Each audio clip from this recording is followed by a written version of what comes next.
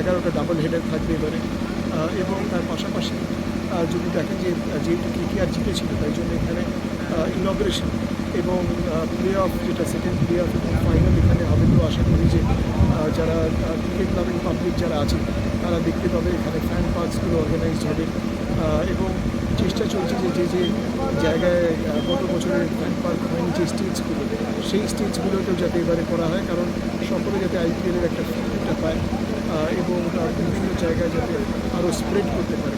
তো আমার মনে হয় যে এইগুলো হচ্ছে। তাছাড়া আরও কিছু পরিকল্পনা থাকবে, সেটা আমার মনে হয় যে এখনও ডিসকাশন স্টেজে আছে, যাতে প্রত্যেকটা ম্যাচ যাতে আরও যাতে ইনভলভমেন্ট অফ দ্য স্পেকটেটার্সরা করা যায় সেরকম পরিকল্পনা কিছু চলছে। তবে এই মুহূর্তে সেটা বলা সঠিক হবে না, কারণ আরেকটা হয়তো মিটিং হবে গভর্নিং কাউন্সিল, সেখানে সেগুলো ডিসাইড হবে।